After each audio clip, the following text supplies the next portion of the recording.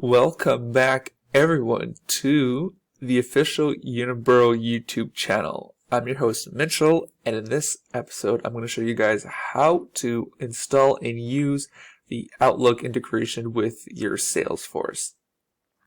So I'm currently signed into my web view, but these steps are the same for whether you're using the downloaded application or the web view.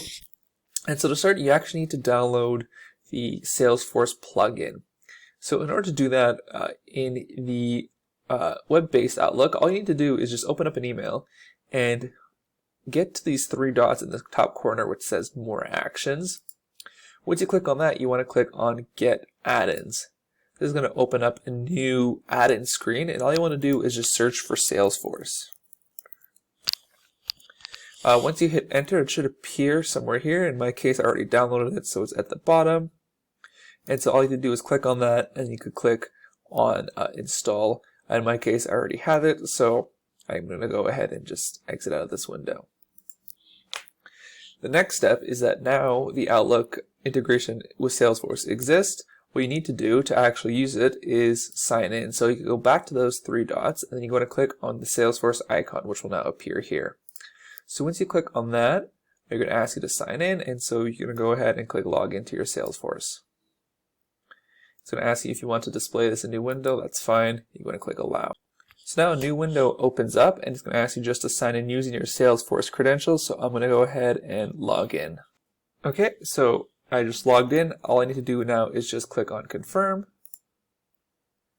And now I've established the link between my Outlook and my Salesforce.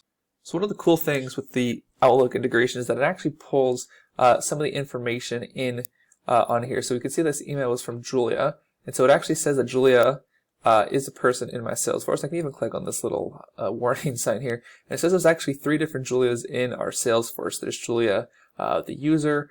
We even have a contact as well as a lead, all for Julia. So this information actually gets sent, and that is actually picked up via the email as well as the name. So I could go ahead and just select, for example, the contact. I could select that, and now it pulls up all the information related to Julia's contact in my Salesforce. So now what if I click on Julia's name, I can even be brought to her contact page, and I can see all the relevant information for Julia just from here. So that is how the Salesforce integration works with your Outlook. If you guys have any questions, please just let me know. Thanks a lot.